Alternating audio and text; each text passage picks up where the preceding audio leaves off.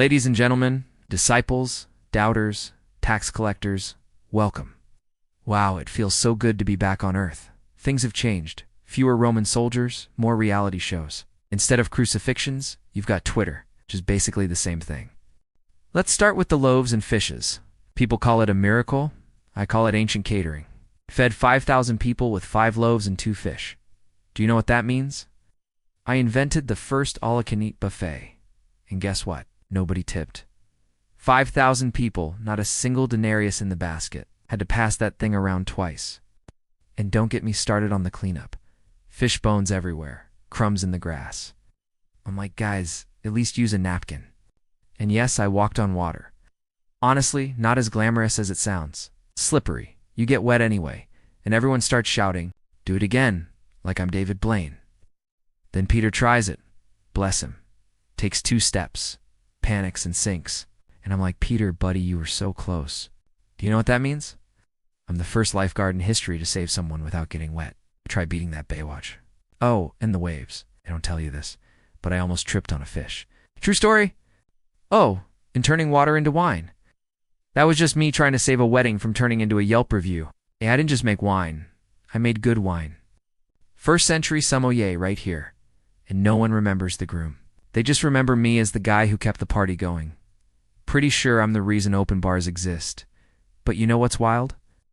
The mother-in-law comes up afterward like, could you make it quick next time? Like, lady, I just saved your daughter's wedding. And speaking of food, the Last Supper. It's the most awkward dinner party in history. We're all on one side of the table like it's a medieval painting. Judas is sweating. Peter's over here swearing he'll never betray me. Thomas keeps asking questions, and I'm just trying to get everyone to stop fighting over the breadsticks. Meanwhile, John's leaning on me like we're about to drop an album. And yes, that was our last group dinner. Talk about ending on a cliffhanger. Oh, and the bill? Let's just say splitting it 12 ways was a nightmare. Poor Judas. Everyone's still mad at him, 2,000 years later. Look, if you think you've made bad financial decisions, he sold me out for 30 pieces of silver. 30. That's not betrayal, that's a bad Craigslist deal. Even Satan was like, dude, you could have gotten more. And the worst part, he didn't even spend it. Just threw it back, like, I made a mistake. Bro, you could have at least bought some new sandals. Oh, and let's talk about the fig tree. Yeah, that was on me. Hungry one morning, saw a tree with no figs, and zap, cursed it. Boom, dead tree. My disciples were terrified. Whoa, Jesus, you okay? And I'm like, I just really wanted breakfast, okay? To this day, gardeners are still confused why that story made it into the good book. Spoiler, it wasn't exactly my finest moment. If I could go back, I'd probably just ask for a granola bar. And Barabbas? You all voted to free him instead of me? Really? You chose the violent insurrection guy? That's like being on The Voice and losing to the guy who only yells. Barabbas walked out free like he just hit the lottery, and I walked straight to the cross. Rough crowd that day, I tell you. I mean, I get it, he had that bad boy vibe, but come on. I was literally healing people.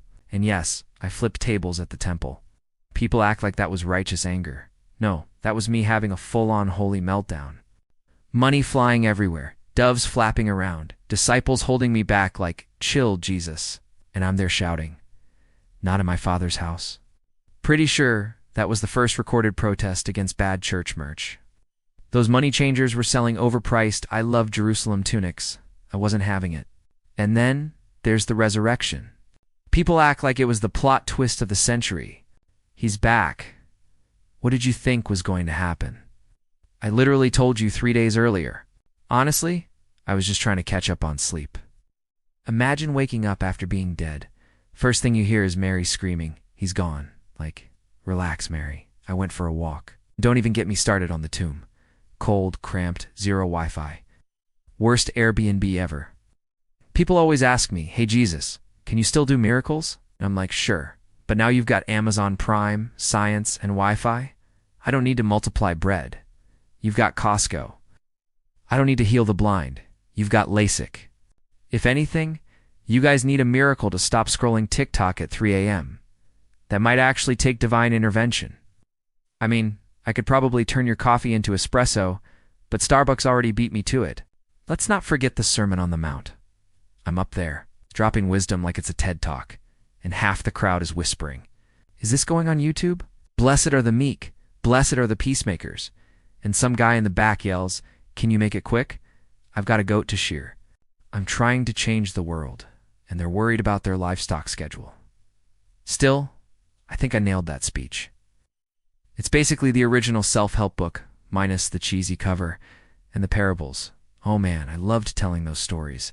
The Good Samaritan, the prodigal son. I was basically the first podcaster. But you try explaining metaphors to a bunch of fishermen. I'm like, the kingdom of heaven is like a mustard seed. And they're like, so? We're planting a garden. No, guys, it's a metaphor. Half the time I had to draw diagrams in the sand. And don't even get me started on the guy who kept asking, but what's the seed really mean? Thomas, I'm looking at you. Speaking of the disciples, those guys were a trip. 12 dudes, 0 HR department. It was like managing a boy band with no budget. Peter's always shouting, Andrew's trying to keep him calm, James and John are arguing about who gets to sit next to me in heaven, and Matthew's over there taking notes like he's writing my biography. Spoiler, he kinda did. But I love those guys. They dropped everything to follow me. Nets, tax booths, you name it. That's loyalty. Try getting that from an Uber driver. Speaking of the scribes and Pharisees, oh man, those guys. They were like the original internet trolls, always lurking, always trying to catch me in a contradiction. I'd say something profound, and they'd be like, aha, but what about Leviticus 13:42? And I'm just trying to teach love, okay? They'd show up to my sermons with their scrolls, like they were grading my performance. Newsflash, fellas, I'm not looking for extra credit. I am the curriculum. And honestly, their robes were way too formal for a desert ministry. You gotta move. And my dad, the big guy upstairs, he's got some interesting management styles.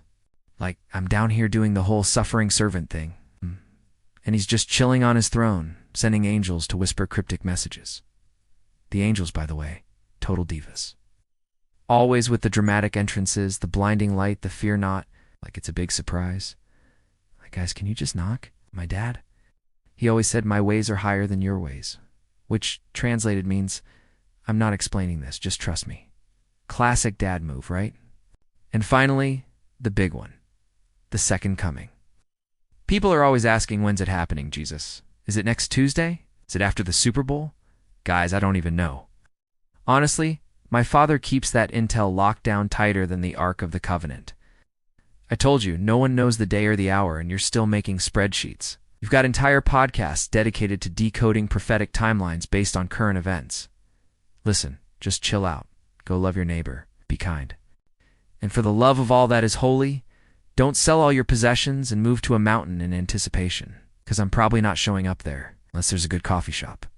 But seriously, all jokes aside, there's one thing I'd want you to take away. It's this. Love each other. No, really. Love one another. And tip your servers. Because trust me, I can multiply bread, but not patience. And maybe, just maybe, try to see the humor in everything. Even the stuff that makes you scratch your head. Life's a wild ride, folks. Don't take it too seriously. You've been a blessing. I'll see you in 3 days. Or maybe longer. Depends on traffic. And if I can find my sandals. Peace out.